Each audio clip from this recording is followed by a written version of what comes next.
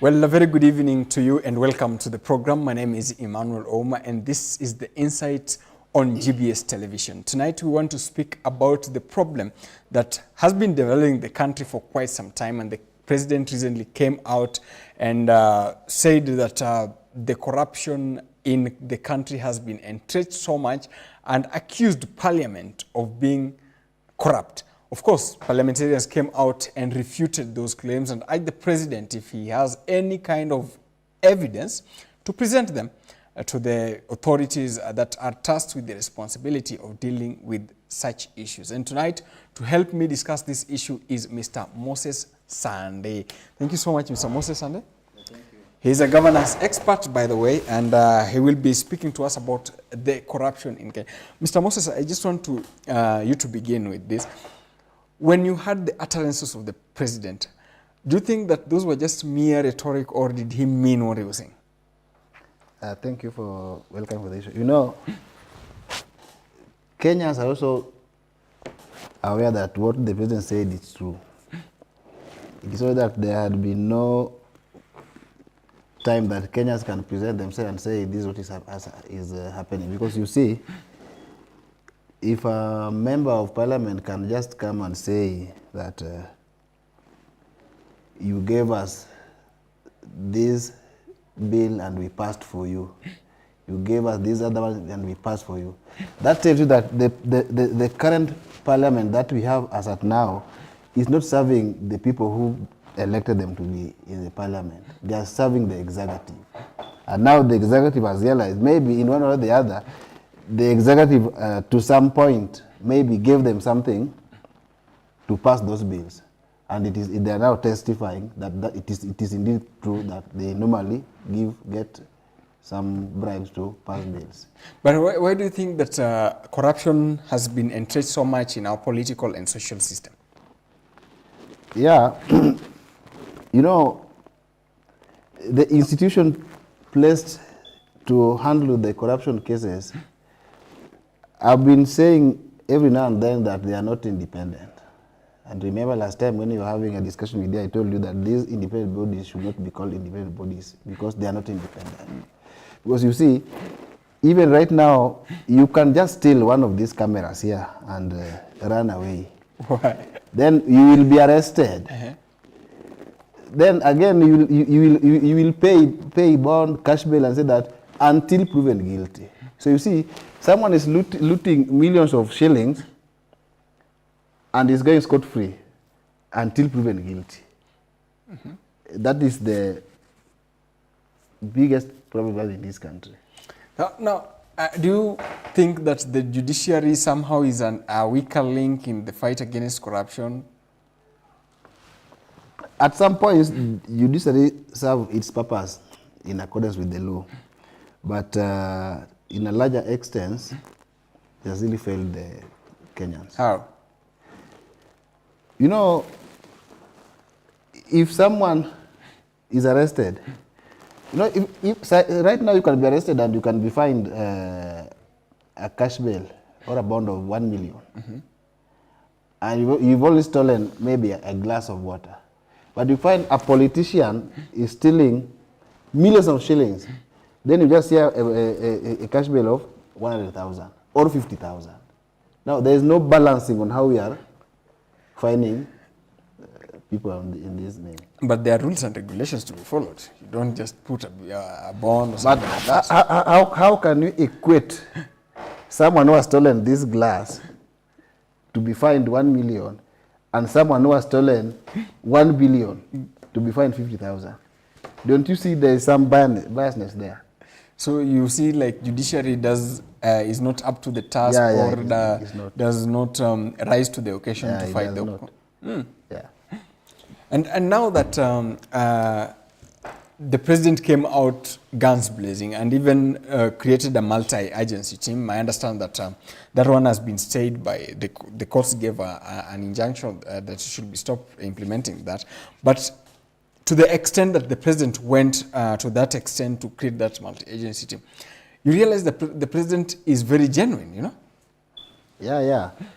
You know, these are the things that are delaying any progress in this country, because once an institution is put in place, then someone is running to our court system to block that system. Then the same people will again come and blame the government that the government is not doing what is ought to be done. Yeah. And now that you see, there are independent institutions that have been granted authority by the Constitution to fight corruption. For example, the Ethics and Anti-Corruption Commission, we have the Office of the Auditor General, we have the criminal justice system. So what is the weakest link? Who is not up to the task here? Both of them are not doing their job as required, because you see, if I'm the prosecutor, maybe I'm the one who is doing an investigation. Once I've done an investigation, I've realized and found out that this is the culprit, then I should engage those who do the arrest. Then once you are arrested, then you should be taken to court. Once you're taken to court, then you should be charged. You should prove whether you are guilty or not. Now, this is where we are having a stamping block, proving whether you are guilty or not. Because this proving can take even 20 years. And some people dying before even being proved whether they are guilty or not. That's very bad. So do you propose some kind of a timeline of dealing with these high-profile corruption cases? Or? There should be a timeline. And you know, in leadership, you also need sometimes to be ruthless. If you want your things to go the way it should be, not that it should go your way, but the way it should be. Sometimes you should be hard on other things. Yeah. And because corruption has been talked about, the last administration, the president then, President Uhuru Kenyatta, said that Kenya will lose at least 2 billion shillings per day. And I think that is this a citizen issue or a leadership issue? Who is to blame here? We are both to be blamed on this issue of looting 1 billion or whatever amount that is being looted in this country. Because you see, even if you walk, right now, even if you start walking and you find a policeman outside here, if you're not careful, you will end up maybe giving what you're not expecting to give the police officer. And that is also bribing and also corruption. Again, if you go to government offices, there are some services that you need to see someone behind the scenes. Behind closed doors. Yeah, for you to get that services. Me, in my view, if I can be the president right now, the issue of permanent and pensionable to government officials can be a thing of the past. You should work based on how you perform. If you cannot perform, then you should give way for other people. This issue of permanent and pensionable is what makes people not work. Because once you've been confirmed you are employed by the government on a permanent basis, someone just come and take his and put his coat and he goes away. Because there is no way you will take him or her. Yeah, he is permanent and pensionable. But now, what should the leaders do to do away with this ghost of corruption? The leaders knows what they should do, but they don't want to do. What? Because if you are given, maybe for example, if we can say maybe allocation of maybe the county government, they are given money, and you can remember there was a year where my former governor returned development fund, and is returning the development fund, and our stadium is not yet complete. So you question yourself, why should you return the money that should help the citizens? Again, you find people not going to school and returning the money. So these people know what they should do, and they are running away. So they are trying to portray that we are good people, but you're not good people, because you know if you return money, it's like now there's nothing you can do with that money. But if you look on the expenditures, a lot has been looted. Now, because you're accusing, so they should act as a watchdog, or what should they do? Because we need action, you know. Leaders represent those who elected them. Yes. But it is a point where they are not representing those who elected them. Mm-hmm. They are there to feed themselves with their families. Mm-hmm. Legislators like the member of parliament do not want to hear them mention that they are corrupt. And they know very well they are corrupt. If you can start auditing each and every construction in all these constituencies, Yeah. you will find maybe a 60 million classroom. Yes. As per the record in a constituency. If you do an audit, you get that this building can even cost 20 million only. Yeah. Again, you will find the constituency manager and the staff, the money they are allocated for a salary Yes. does not equate to their job description. Yeah. So you find maybe someone is being allocated maybe 500,000 Yes. as a salary. Yeah. But because we agreed that when I'm giving you this job, I'll be allocating for you 500,000. But you'll be giving me 200,000 every month. Kickback, or 100,000. Because if you don't do that, someone also will be employed to do that. So if Emmanuel is being paid 500,000, Yes. Moses 500,000, Yes. it's 5,000. Yeah. Now Emmanuel is giving Moses 20,000. The other person is also giving this one 20,000. Yes. Even the money they are dishing outside here is not their salary. You cannot have that much to dish out with that salary. You cannot. Just like that. Yeah. And just before we go, what are some of the effects of corruption to the ordinary citizens that are always being overlooked? You know, the moment there is a corruption in this country, Yes. development will not take place. And when there's no development, there's no circulation of fund. Yeah. And the moment there's no circulation of fund, it affects the common mwananchi. Yes. Because we rely on the circulation. You see, right now we are having a hard time because we don't have circulation of cash Yeah. to the common people. That is what needed to be worked on. How can the money circulate to the common citizen? Yeah.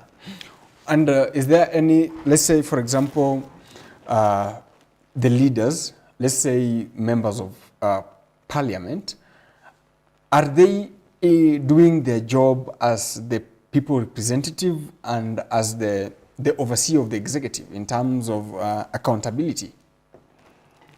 In my view, they are not. Because you see, recently, there was a PG of UDA and ODM. There they are going to be given instructions that you should do A, B, C, D. Yes. Even this allegation of corruption that MPs are getting bribes, Yes. there are people being targeted. And in some weeks to come, Yes. you will hear that maybe the chairman of a certain community Yes. is replaced with someone. Maybe the speaker will be replaced with someone. Yes. There are some people being targeted there. Yeah, and that's why you are hearing this noise of corruption. Because all of them are corrupt, and they know that. Are you sure? All of them are corrupt. No, you can't say that without evidence, you know? Those people, all of them are corrupt. But Because even every now and then, the Auditor General is giving the records of how people are misusing funds in our county and the constituency. Yeah. They cannot come and defend it. so is it by an error of omission or commission? by What is it? choice. Because I'm here. Most of the political rallies that people go to attend, you find that politicians give out money. So, what will the political patronage? Do you think it has fueled the level of corruption probably in government? Yeah, the issue of dishing out money to citizen and the demand that we also citizen people have is what is necessitating them to loot. Because me right now, if I can meet a leader, elected leader, I cannot ask for money. Because even if you give me 1 million now, Yes. I will use it and it will just, I will in 2 days time, that 1 million, or even 1 day, Yes. it will be no longer with me. Yes. But if I can tell you that what we need to do, Yes. I'm coming from this ward Yeah. or this constituency. Yes. What we are lacking is A, B, C, D. Yes. What you need to do so that you can create employment Yes. to the citizen and the youth is A, B, C, D. Yes. Then if you do that, people will be employed. If majority of people are employed, no one will be even attending these rallies. No one will come even for money because the people are busy. But people are idle. People are jobless. That's why you see, give us something so that we can do this. Okay. But there has been a lot of numerous corruption scandals that have been exposed in Kenya, in the country, since its independence. Why has the conviction rate has been very minimal compared to the number of corruption cases that are being unearthed every single day? You see, if the person who should give the verdict for the corrupt people is also corrupt, now you see where that matrix is. Because the judiciary itself is corrupt. The people that they want to put on notice are also corrupt. And they're the legislators. And they know very well that if we convict this legislator, their colleagues will come for us. Now they have to balance. Which one is outweighing which one? Yeah, that is where the problem is. So, do we need an overhaul of all the system? An overhaul? Not all of them are bad people, but quite a number. The system is just corrupt. Yeah, some are good people. So, what can the citizens do now? Because the power lies with the citizen. The citizens should demand for accountability on anything that the government does. If somebody cannot account for any single coin, yes, then you should recall. Even if the president, we should recall the president and put it to account. Ask, what can we do with this? What have you done with this? Why have you not done this? Then again, I hear people saying that the president is not working, or the president has failed. But we are forgetting that the president is like a father in a family. In as much as the State House has the allocation of funds, but remember we have a devolved government that should function. Counties are being allocated funds. Yes. Why must you wait for the president again to come and assist you on how you can initiate how to use these funds?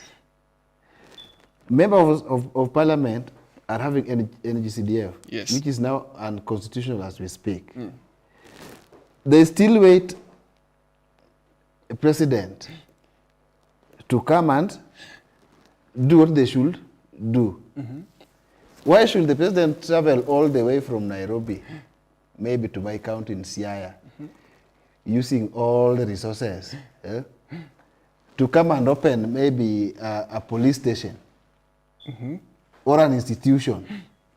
And we have CSCs, people there in the county, yes, who are in charge of those departments. Yes. Why should they do that? Why must they? Why must the president?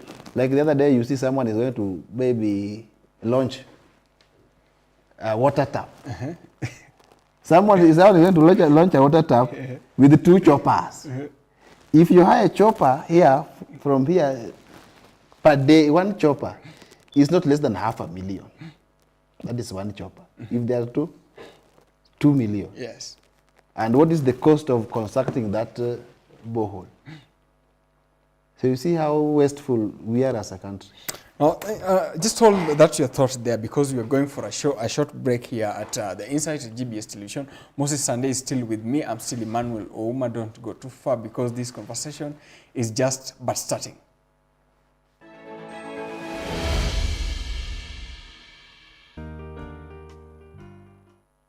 We are going to go straight to the topic of the day, which is AI in education. AI in education. AI is called artificial intelligence. I think this is something that computer techs designed to make our life easier. If you just write everything that's on ChatGPT, when you're going to your work or whatever you want to do, your interview, you're going to feel miserable. We are going to use AI to show out your creativity, then that's not really you who did it, but like there's AI and there's you combined together. AI should be just there to maybe enhance your points, but not just to generate for you the answers. I think it's like 50-50 because sometimes it's like, yeah, you're just using it to like enhance like your creativity, and then other times it's like you're just stealing other people's ideas. You're not like really thinking.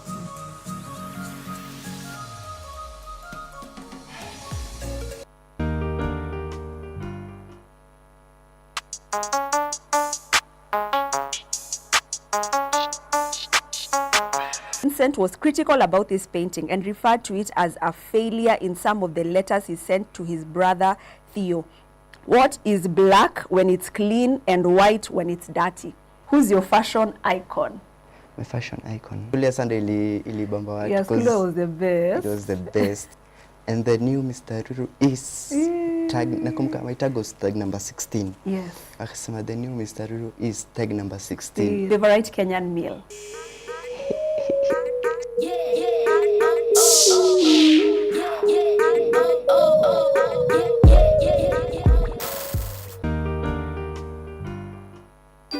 Welcome to Fun Dance Class. Today we will continue learning about Jingle Bell Rock. Friends, first you cross your arm and put it on top of your head, and as you go in left side, you open it, then you come back to your place. And then you make your leg 90 degrees, and then as you put your legs until 90 degrees, you need to jump a bit. 1, 2. Then as you jump a bit, you need to stretch your hands downwards.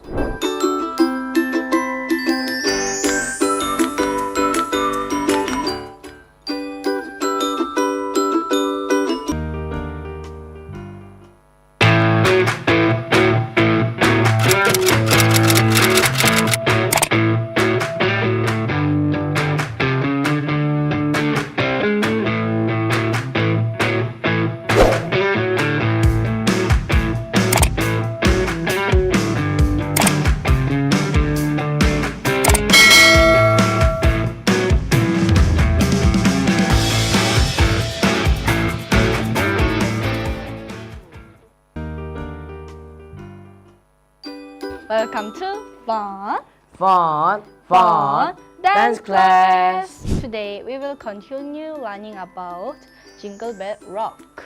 Friends, first you cross your arm and put it on top of your head, and as you go in left side, you open it, then you come back to your place.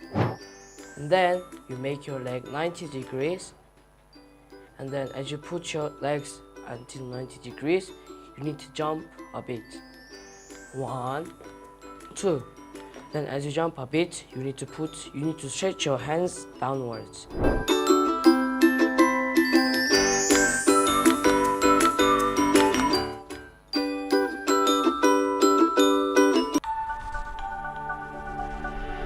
Everywhere, GBS.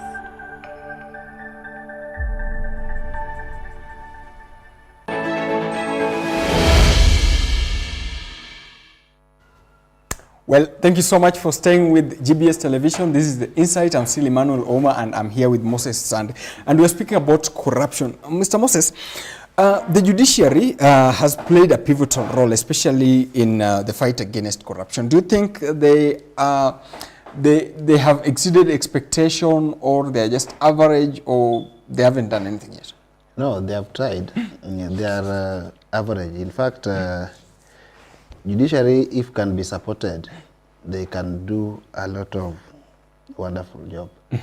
The problem is that they are in most cases being intimidated by executive. You think they are not independent? Yeah, because even if they are independent, but who is the appointing authority? The JSC. Who submit the names and who approves? The Judicial Service Commission. You might, you will find that at the end of the day, the executive has their people there.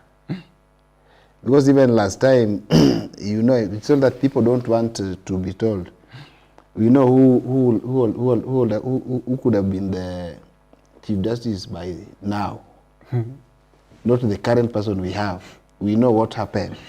People are just trying to assume that it was supposed to be the way it is as of now.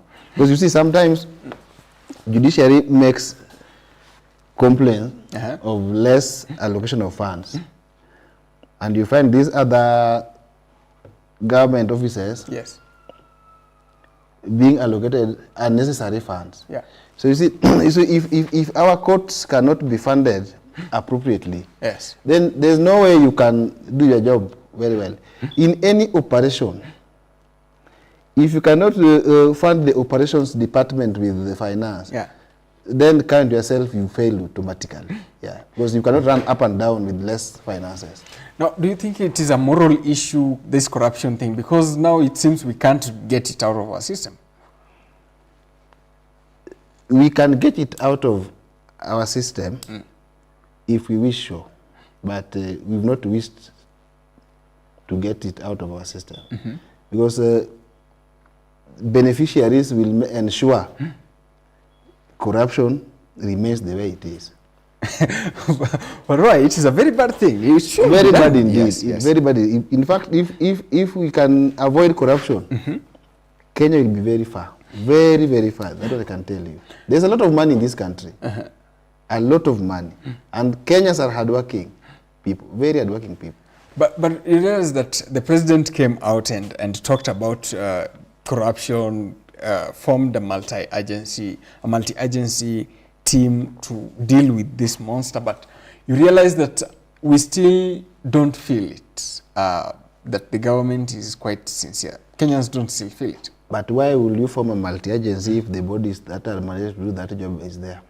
There's also another wastage of resources. Because this committee will be paid allowances and will be paid after completion of the... And there are people managed to do that job. Put those who are tasked to do that job to do it. If they cannot do it, then you sack them. Why must you just put someone there who cannot do his job? Why? And people are suffering.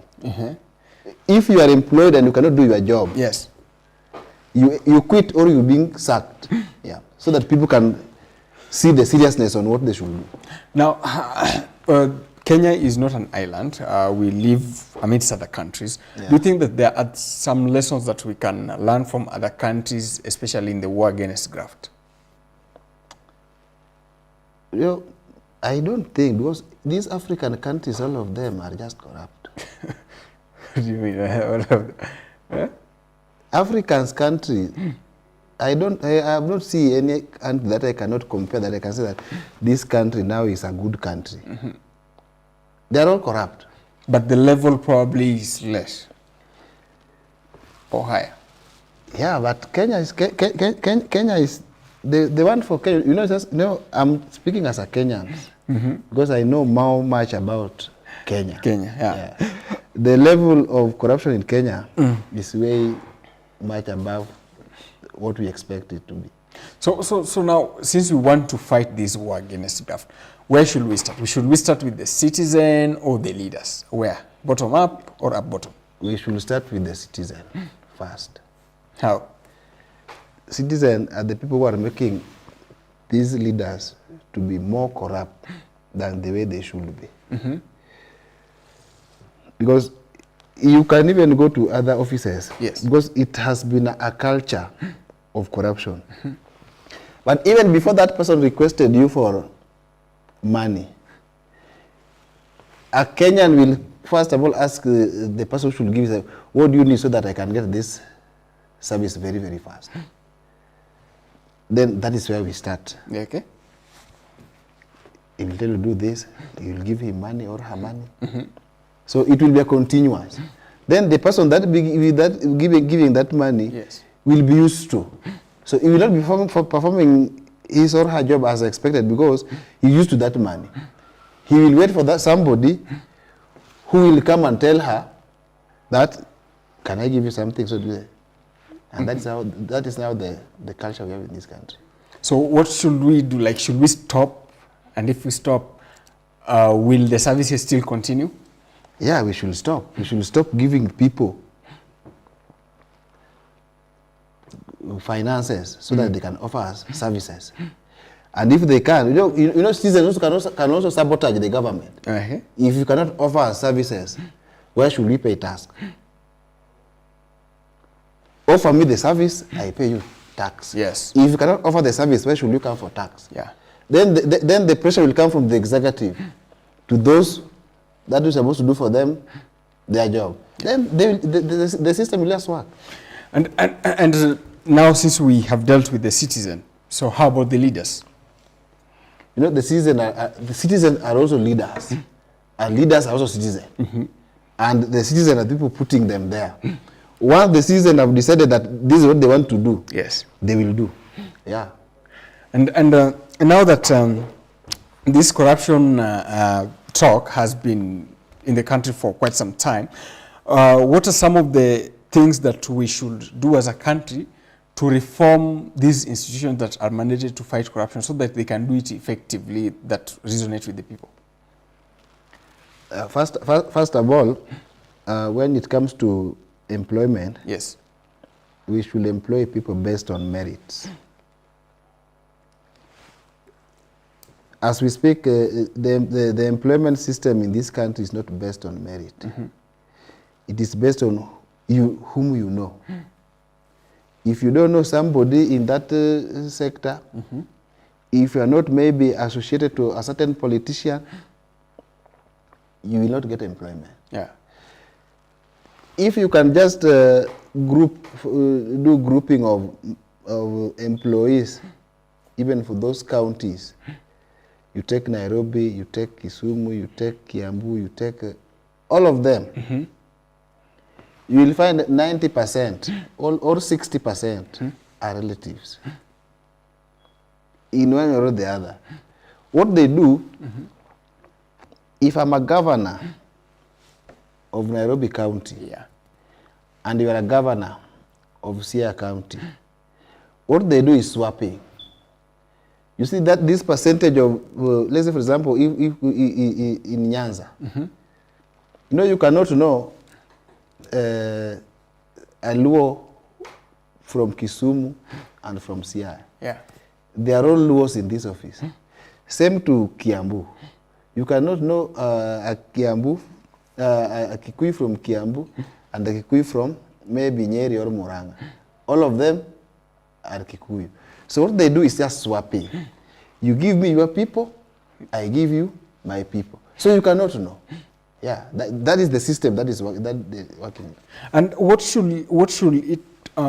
how should the citizens be empowered so that they can resist this urge of corruption? It will take time for us to do that because those who are there are relatives. And they will not wish their relatives not to be there. So, what I can say as at now that the young generation should now come up and rise to the occasion and vote the young people. So this system, we can start it afresh. If we just start it afresh as a young generation, then you are good to go.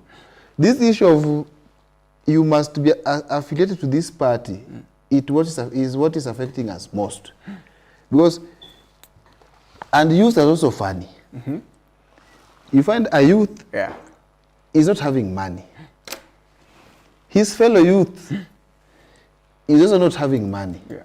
And the fellow youth who is not having money can make a good leader and take this nation to the next level. But you find the same youth who is not having money cannot vote for his fellow youth who is not having money. And he wants the system to change. It can never work. Unless we open up our mind and realize that money cannot buy everything. So that if Emmanuel is a youth, like you now, and you want to start to vie for any position in your home area, let them see that this man can do the job. Whether he has money or doesn't have money, let us give him a chance and work. But the moment you are giving someone who is 60 years and above, or 70, he will not work. Because people fear mentioning death. But it is true, death is real. There was a time I asked my fellow, my friend. I told him, my friend, right now you should be focusing with your life and your family. You are 39 years old. How old is your mother? So if you are going by the God's plan or wish, then your mother will die ahead of you. And maybe he's having maybe like 20 years at most. So if you concentrate too much on other issues, he will die and he will leave you when you are just poor. By the time you're realizing you are poor, you are now aged also. So you should focus on your issues first. So youths will focus on their fellow youths. We are not denying that even the fellow youths will become old. But for the system to work, the youth must rise to the occasion.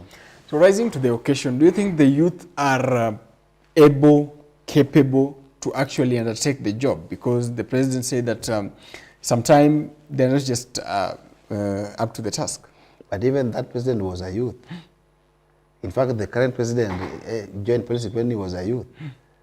Can he say that he never performed his job and is now the president? He performed his job. He can do that. It's just a way of now trying to shortchange the youth.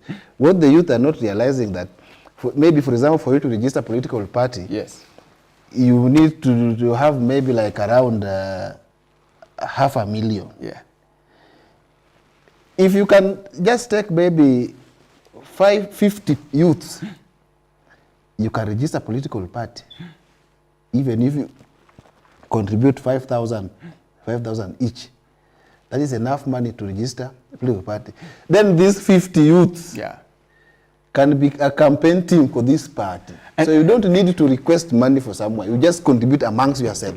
So and still on this issue of corruption, because following the coming out of the youthful generation in Kenya 2024 and 2025, do you think that momentum will sustain probably the war against graft, or it was just a passing cloud? No, this one was a passing cloud. Remember I told you the other day that the issue even of Gen Z is not viable. I told you very well that when it comes to, but you see even you see even the character that we witnessed yesterday when the former deputy president was coming from US. You see what happened. It is the same youths who are given money to go and attack the former deputy. In as much as you don't buy to the ideologies of someone, why must you send a fellow youth? By morning, I was being informed by my fellow colleagues from side of Dagoretti, another one from Donholm, majority were from the other side of Donholm, that he's seeing some people are being fueled their motorcycle. So which means they were ready for that occasion. So you find someone is being given 500 shillings to go and disrupt the convoy of a former deputy.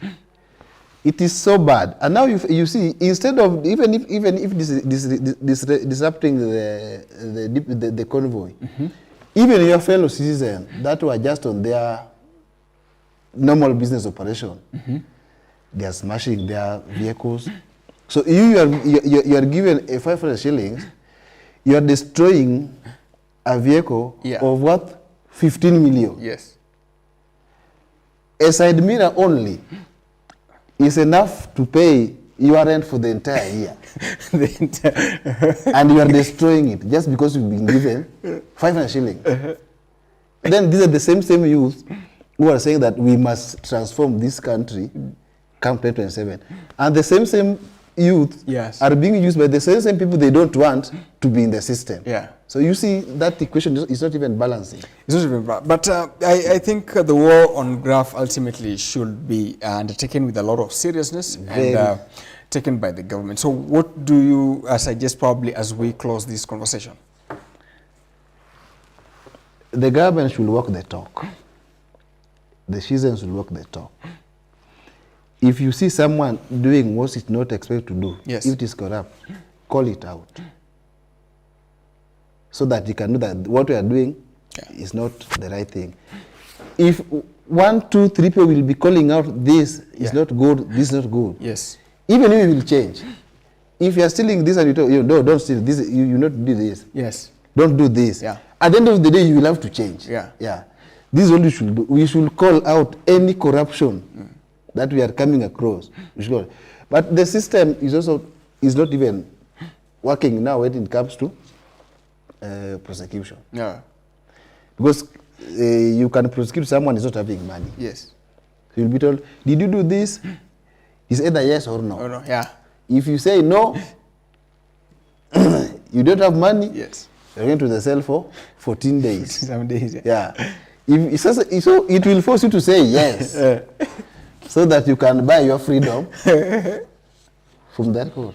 Okay, thank you so much. That was Moses Sunday, who is a political analyst and a governance expert. He tells me that he wants to vie for the member of County Assembly of Southeast Alego Ward come 2027.